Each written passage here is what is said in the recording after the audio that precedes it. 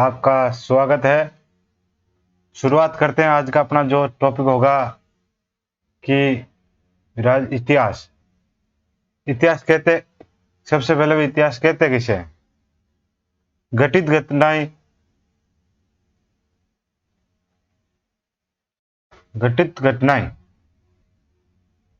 ऐसी घटित घटनाएं जिनकी जानकारी हो,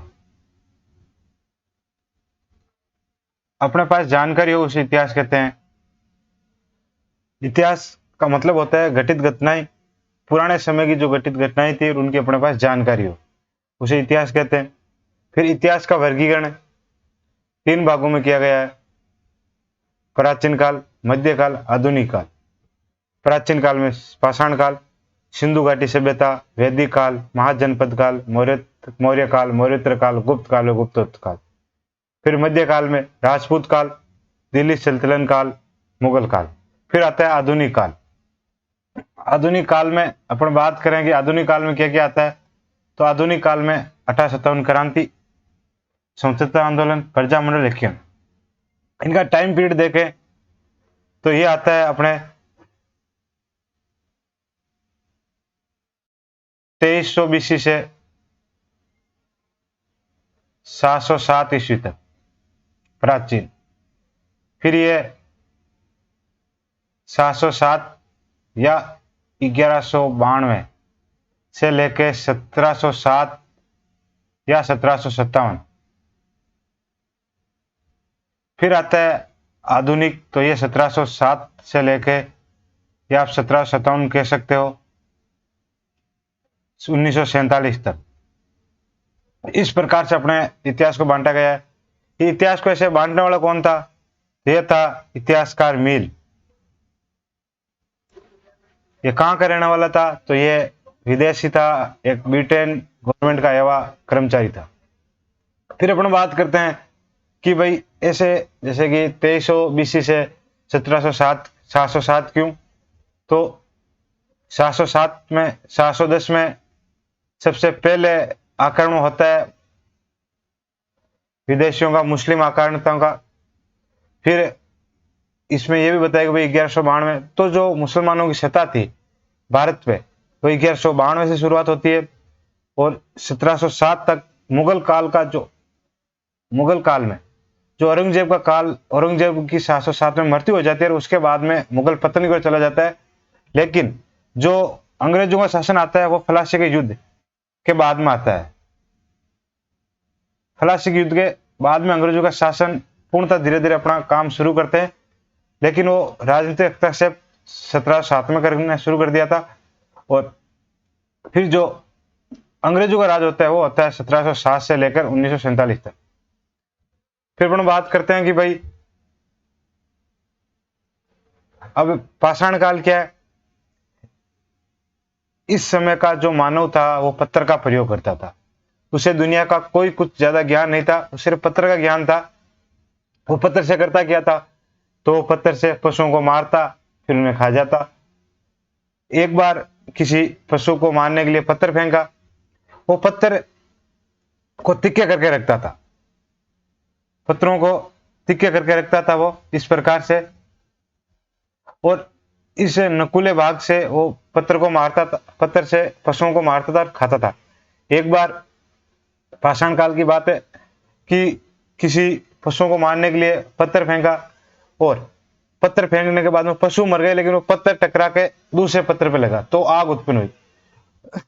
पास में झाड़ियां थी तो आग पकड़ी ज्यादा, और आग पकड़ने के बाद में जो पशु था वो पूरा उसमें पक गया था, और पकने के बाद में जब खाया मानव ने तो आग का भी आविष्कार हो गया और उसके खाने का स्वाद भी आया। तो पाषाण काल में मनुष्य ने पत्थर का प्रयोग करता था।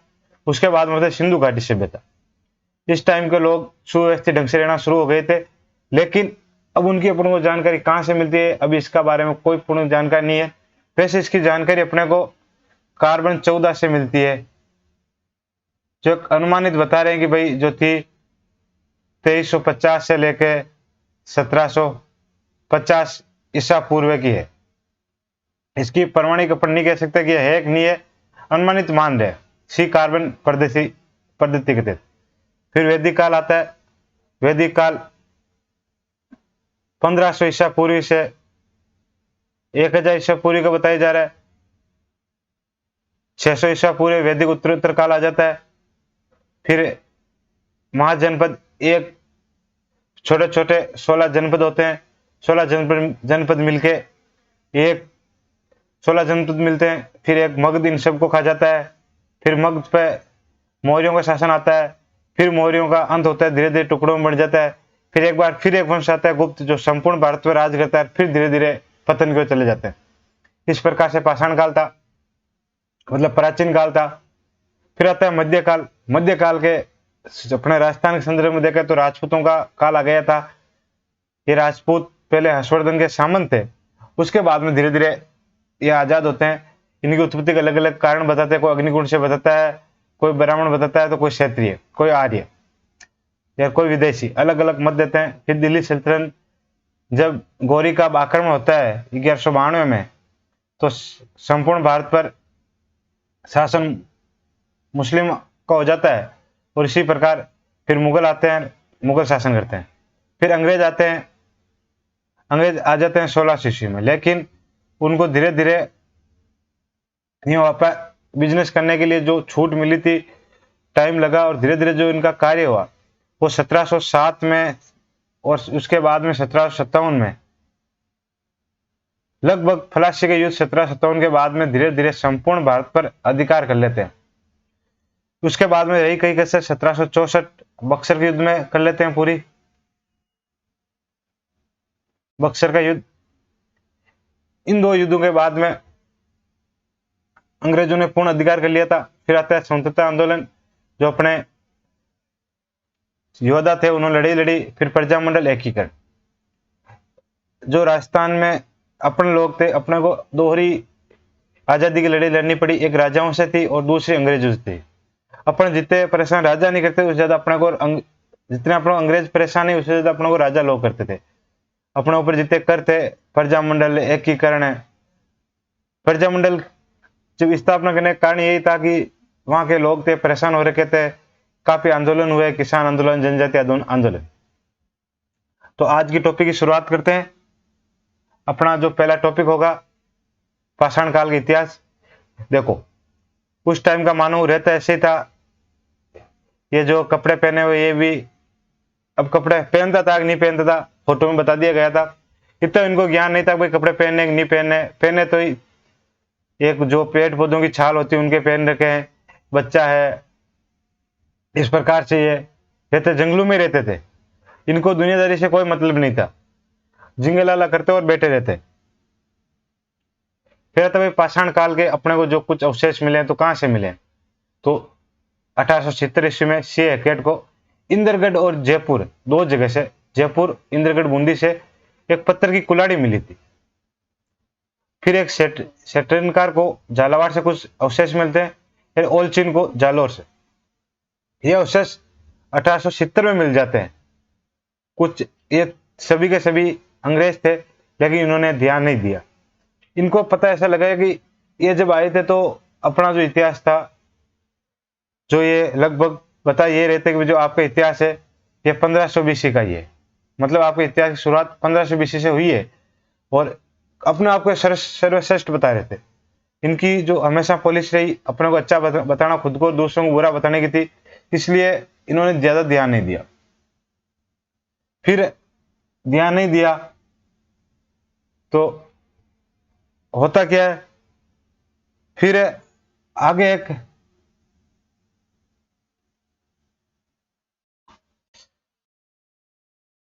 1826 में चार्ल्स मैसन ने सर्वप्रथम प्रकाश डाला था। फिर अलेक्जेंडर कनिंगम ने 1853 ईस्वी में हड़प्पा का सर्वे किया। फिर 56 में हड़प्पा, जो हड़प्पा क्षेत्र है ये पाकिस्तान में है। क्योंकि ये बताने का कारण यह है कि जो पुरातत्व विभाग की स्थापना हुई थी, इसकी स्थापना अलेक्जेंडर द्वारा की जाती है, फिर उसके तहत खुदाई की जाती है।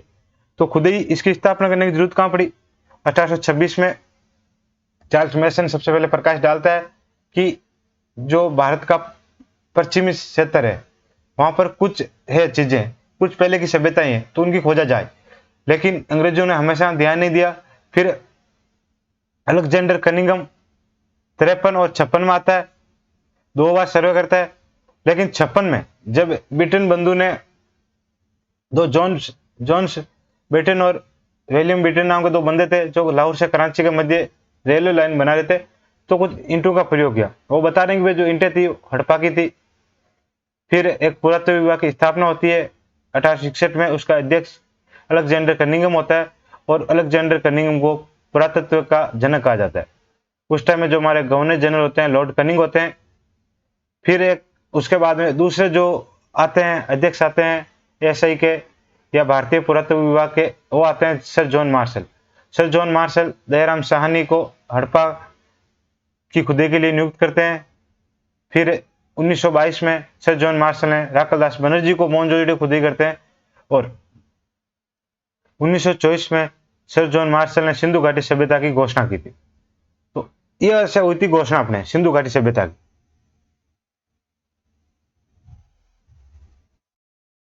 तो जैसे पाषाण काल पढ़े थे वो तो था कि भाई इसे शुरुआत करी भाई ऐसे खुद ही हुआ वो हुआ पाषाण काल। तो जो पाषाण काल के जो अवशेष है वो अपने को सबसे पहले 1870 में सी एकट के द्वारा मिलते हैं इंद्रगढ़ और जयपुर में, फिर सेठनार को झालावाड़ में और ओलचिन को जालोर में। फिर आती है जो बागोर सभ्यता है। तो एग्जामिनर अपने को क्या पूछेगा, बाकी आप याद करो चाहे मत करो किसने क्या करा, राजस्थान के लेवल में इतना नहीं पूछने वाला है। तो बागोर की सभ्यता, अब बागोर की सभ्यता है कहां पर, भीलवाड़ा में है, नदी कोठारी, उत्खनन करता वीएन मिश्र 67 से 1967 से 71 के मध्य। अब एग्जामिनर अपने को क्या पूछेगा सबसे ज्यादा, एक सभ्यता कहां पर है, किस नदी के किनारे है, उत्खनन किसने किया था। तो उत्खनन वीएन मिश्र द्वारा, नदी कोठारी, और सभ्यता बागोर, बागोर सभ्यता भीलवाड़ा। मैं बता दूं आपको जो शुरुआत का जो मानव था वो बनास और उसकी सहायक नदियों के आसपास रहना शुरुआत होता है, और मेवाड़ का क्षेत्र था उस क्षेत्र में ज्यादा रहना शुरुआत करता है। यही कारण है कि जो मनुष्य था वो राजस्थान में कहा मिलेगा, तो आपको मानव मानव हलचल अपने को राजस्थान में ज्यादातर मेवाड़ क्षेत्र, नाथद्वारा, कांकरोली, या मान लें जो बनास का परवा क्षेत्र था बनास नदी का उस क्षेत्र में मिलेगा, या जो बनास की सहायक नदियां उनके क्षेत्र में। तो बागोर सभ्यता भीलवाड़ा में, नदी कोठारी है, उत्खनन करता वीएन मिश्र, और अवशेष क्या क्या देखो, लघु पाषाण काल के उपकरण मिले, पशुपालन के साक्ष्य मिले, सुई और 5 नर कंकाल और मांस भुने जाने के साक्ष्य मिले। तो मतलब मनुष्य धीरे धीरे मांस पका के पहले कच्चा खाता था, फिर पका के खाना शुरू कर दिया था। पाषाण काल के उपकरण मिले, पशुपालन के साक्ष्य, तो शुरुआत का जो मानव था वो पशुपालन करता था, कृषि मिता नहीं जानता था, पशुपालन करता था।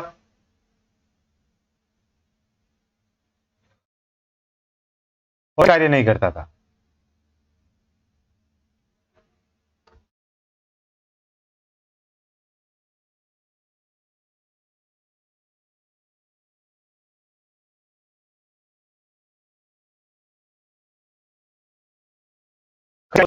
शुरू का मानव पशुपालन करता था, वो पशुओं का खाने के लिए भी यूज लेता था।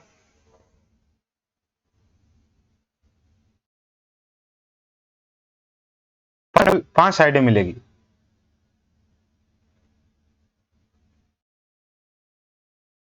टोटल 5 साइड मिलेगी सभ्यताएं।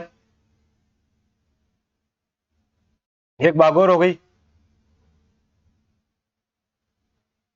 दूसरी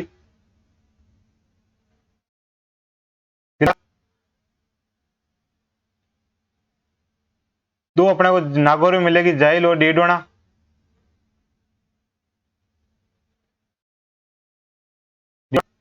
और एक अपने को मिलेगी बूढ़ा पुष्कर अजमेर में।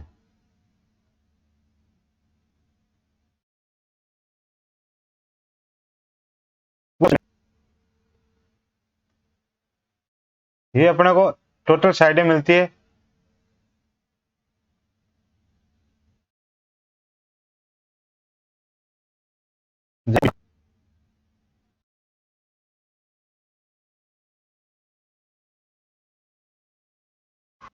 ये दोनों नागौर में है।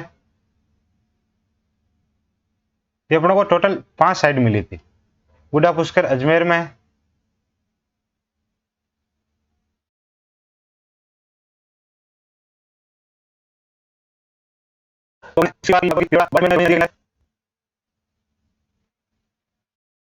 लूणी उत्खनन इसके वीएन मिश्र है। इसमें तिलोड़ा विशेष क्या मिला? बाकी तो लघु पाषाण काल उपकरण मिले थे, लेकिन यह अग्निकुंड मिला था। तो अग्निकुंड मिला तो इससे क्या अनुभव किया? तो इससे अपने ये सोच सकते थे कि जो पहले के लोग थे वो भगवान की पूजा अर्चना करते थे, इसलिए अग्निकुंड का काम था। तो ये अपने तिलवाड़ा सभ्यता है कहां पर? बाड़मेर। नदी लूणी नदी उत्खनन वीएन मिश्र। अवशेष क्या मिले? लघु पाषाण काल उपकरण और अग्निकुंड। इसके अलावा अपने बात करी भाई कौन कौन सी सभ्यताएं हैं पाषाण काल की, तो 3 सभ्यताएं और बचती है टोटल। जसजाइल नागौर, डिडोना नागौर, बूढ़ा पुष्कर अजमेर, टोटल से 5 सभ्यताएं।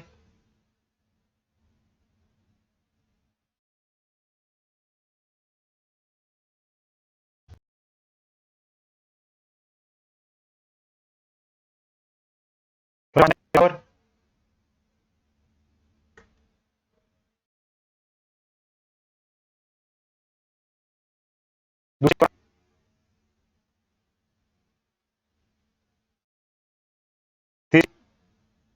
जाइल, फिर डीडोना और फिर बूढ़ा पुष्कर।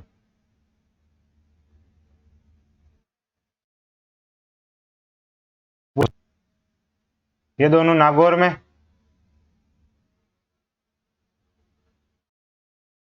तिलोड़ा में और तिलोड़ा बाड़मेर में। इस प्रकार करके सभ्यता थी बूढ़ा पुष्कर अजमेर में। एग्जामिनर फिर शुरुआत में ये तो पूछेगा इनका कौन सी सभ्यता कहां पर है, इनका उत्खनन करता कौन है, ये सभ्यताएं मतलब किस नदी किनारे। इसके लिए अगर सवाल पूछेगा तो सीधा पूछेगा भाई पाषाण काल के उपकरण अपन को कहां से मिलते हैं।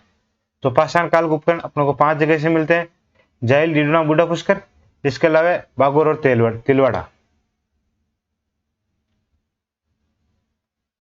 देखो अगली जो सभ्यता सिंधु घाटी काल, अगला जो अपना काल था सिंधु घाटी काल। अपन एक अनुमान एक ऐसे भी लगा सकते हैं जैसे कि भाई कि उन्होंने सिर्फ अनुमान लगाया, जो भी इतिहासकार थे या जिन्होंने उत्खनन किया अनुमान लगाया कि ये चीजें ऐसी हो सकती है। तो जैसे कि आज से 20 साल बाद में इसके अगर आज भूकंप आ जाता है तो पूरा जैसे सिस्टम लगा हुआ है ये बंद हो जाता है और ये जो जमीन नीचे चली जाती है। तो जो आज के 10 साल बाद आएगा, 10,000 साल बाद आएगा, मान लो भाई जो 10,000 साल बाद आएगा वो यहाँ आएगा तो ये देखेगा जैसे लैपटॉप हो या मोबाइल फोन हो, टेबल कुर्सी, ये देखेगा तो वो कहेगा जो पहले का मानव था वो इलेक्ट्रॉनिक्स सामान यूज लेता था, वो टेबल कुर्सी लोहे का काम लेता था, लोहे की लकड़ी का, ऐसे करके वो बात करेगा। तो उसे ये थोड़ी पता था कि उस टाइम के लोग क्या करते थे, अनुमान लगा रहे हैं। उसी प्रकार अपने सिंधु घाटी का जो काल उसका अनुमान लगा रहे हैं कि ऐसा हो सकता है। अब हुआ या नहीं है कोई जानकारी नहीं है, इतने अभी है नहीं, हो सकता है अगर अपने को टाइम मशीन आ जाए तो अपन उस काल में जाकर उसकी पूरी जानकारी कर लेते हैं, लेकिन अनुमान कैसा हुआ होगा कि भाई ऐसा लग रहा है कैसा हुआ होगा, ऐसा अपने को अवशेष मिले हैं।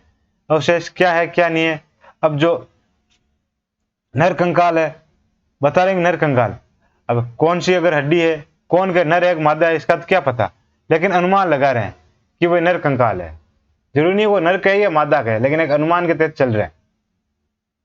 अपने बात कर ली थी सबसे पहले सिंधु घाटी में प्रकाश डालने वाला 1826 में चार्ल्स मैसन, फिर 1953, 1853 और 56 में अलेक्जेंडर कनिंघम आता है, हड़प्पा का सर्वे करता है।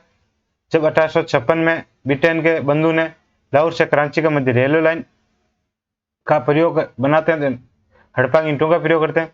फिर 1861 में पुरातत्व विभाग की स्थापना होती है, अध्यक्ष अलेक्जेंडर कनिंघम को बनाया जाता है, जिसको पुरातत्व विभाग का जनक कहा जाता है। उस टाइम जो गवर्नर जनरल होते हैं लॉर्ड कनिंग होते हैं। उसके बाद में 1921 में आते हैं अपने सर जॉन मार्शल, वो दयाराम साहनी को हड़प्पा के उत्खनन के लिए नियुक्त करते हैं। फिर 1926 में सर जॉन मार्शल राकलदास बनर्जी को नियुक्त करते हैं। उसके बाद 1924 में आते हैं। 24 में सर जॉन मार्शल सिंधु घाटी सभ्यता और हड़प्पा को घोषणा कर देते हैं। सिंधु घाटी सभ्यता की और हड़प्पा की सभ्यता की खोज करते हैं। हड़प्पा और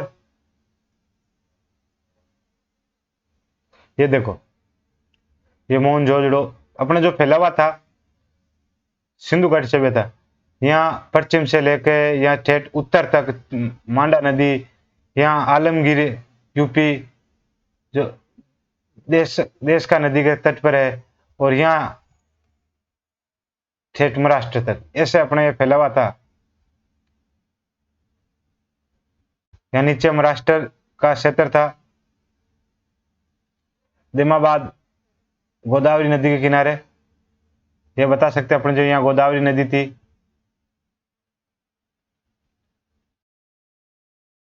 नदी जम्मू कश्मीर तक, ये जो क्षेत्र है ये ईरान और पाकिस्तान की जो सीमा है वहां तक गया हुआ था, अफगानिस्तान तक अपन बोल सकते हैं, यहाँ यूपी तक फैला हुआ था, यूपी आलमगीर तक। इस प्रकार से पूरी सभ्यता सिंधु घाटी सभ्यता फैली हुई थी। इसमें जो प्रमुख शहर है अपन बात कर सकते हैं, मोहनजोदड़ो पाकिस्तान में है, ये कोटाजीज पाकिस्तान में है, ये चुंदड़ो पाकिस्तान में है, ये धोलावीरो अपने गुजरात में है, हड़प्पा पाकिस्तान में है, ये अपने हरियाणा में, कालीबंगा राजस्थान में है, राखीगेड़ा हरियाणा में है। इस प्रकार से था। उस समय सिर्फ सिंधु घाटी, सरस्वती प्रमुख थी। गंगा यमुना का उस टाइम कोई भी जानकारी नहीं है, वैदिक काल में भी नहीं थी। जब उत्तर वैदिक काल आता है उस समय पता चलता है कि गंगा यमुना कुछ वर्णन किया गया है। सिंधु घाटी सभ्यता के टाइम ज्यादा विशेष सिर्फ दो ही नदियों का बताया गया है, सिंधु और सरस्वती। इस टाइम के जो सिंधु घाटी सभ्यता का क्षेत्र था, जो वहां की बने हुए थे मकान थे, क्योंकि पक्के ईंटों के थे, वो नगरीय क्रांति थी, तो ये पक्की ईंटों के मकान है आपके सामने। फिर कालीबंगा कहां पर है? हनुमानगढ़ में स्थित है। इसका कालीबंगा का अर्थ क्या होता है? काले रंग की चूड़ियां। अब भाई काली का अर्थ तो काली बताया गया है। अब रही बात चूड़ियां की, ये बंगा, तो बंगा अपन राजस्थान के देख ले, अभी आया था कि चार चार बंगड़ी वाली गाना आया था, बंगड़ी वाली गाड़ी लाई जो, तो बंगड़ी तो चार चार गाड़ी, वो ओडी के बारे में बता रही है। जो भी गाना जिसने गाया और लिखा है तो ओडी के बारे में बता रहे कोई चार चार बंगड़ी वाली। तो इस प्रकार की बंगड़ी का इसकी साइज है, तो यही है भाई चार चार बंगड़ी वाले। पता नहीं कैसे आएगी उसके चार चार बंगड़ी वाले, लेकिन उसने गाया। फिर बंगा जो हरियाणा में पंजाब साइड का क्षेत्र है, पंजाब। बंगा जो अपने कड़ा होता है, ये जो पाटला बोलते हैं, महिलाओं की चूड़ी होती है, इस पर उसको बंगा बोला जाता है। तो अपन कह सकते हैं जैसे कि काला, तो काली का अर्थ तो काली और बंगा का अर्थ चूड़ियां। नदी घग्गर या सरस्वती, वर्तमान में घग्गर है, इसका प्राचीन नाम सरस्वती है। अपने वैदिक काल में इसका नाम सरस्वती मिलता है, उस टाइम घग्गर नहीं मिलता है। खोज अमलानंद घोष द्वारा 1952 में। उत्खनन करता ब्रजवासी लाल और बालकृष्ण थापड़। कालीबंगा को हड़प्पा की तीसरी राजधानी का बताया गया। किसने बताया था? ये तो अपने को बताया दशरथ शर्मा ने, दशरथ शर्मा। तो वो नीचे लिखा हुआ है सिंधु घाटी सभ्यता की जुड़वा राजधानी। तो ये जो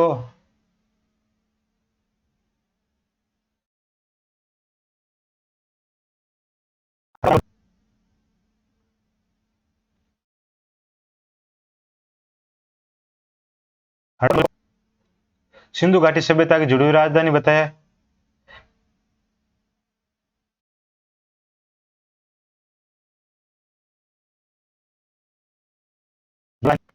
बताने वाला कौन था? तो इतिहासकार था पिगट। इतिहासकार पिगट ने हड़प्पा और मोहनजोदड़ो को सिंधु घाटी सभ्यता की जुड़वा राजधानी बताया।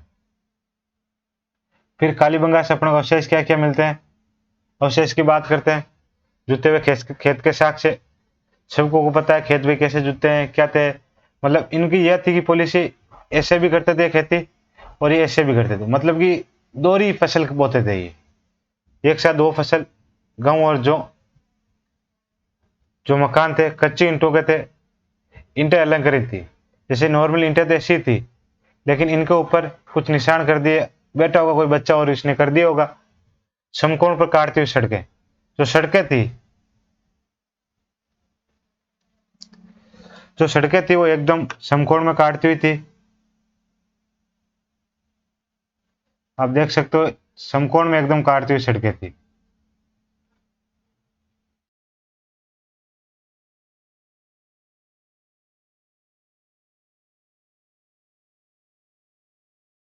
सड़कें काटती हुई थी। जो सड़कों की चौड़ाई है, जो मेन ये जो थी, ये गलियों से आने वाली थी, गढ़ों से आने वाली थी, और ये जो मुख्य सड़क थी, जो इसकी 7.2 थी, फिर इसकी 3.6 हो गई थी जो गलियों से आती थी। और फिर यहाँ अगर घर हो तो घर से यहाँ जाने के लिए यहाँ जो थी वो अपन 1.8 अनुमानित बता रहे हैं भाई, इतनी इतनी होगी, एग्जाम में नहीं पूछते कोई भी। इस प्रकार से है जो ये प्रणाली थी, जो सड़कों की थी, इसको शतरंज प्रणाली बोलते हैं। जो समकोण में काटती हुई सड़कें थी तो इसको शतरंज प्रणाली बोलते हैं।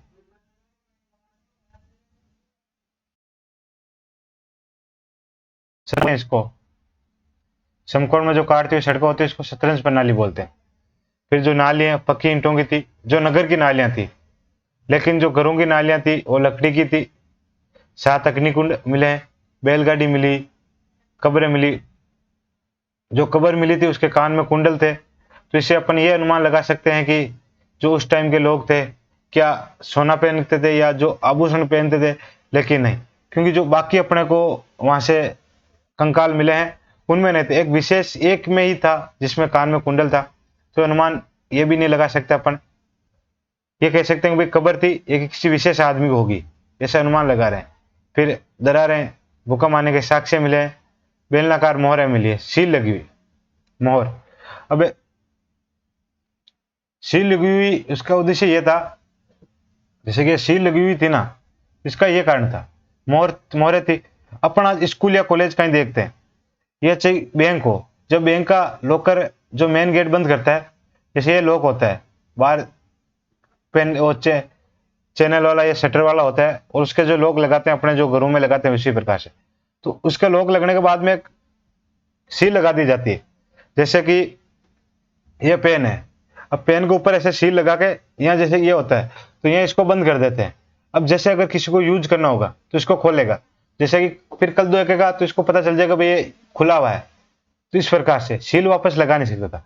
सील का क्या था, सील की वहां की जैसे अपन सील लगाते हैं तो बैंक में अपन देखते हैं जैसे पेन ही है, कंपनी ने पेन निकाला और पेन निकालने के बाद इस पर सील लगा दी।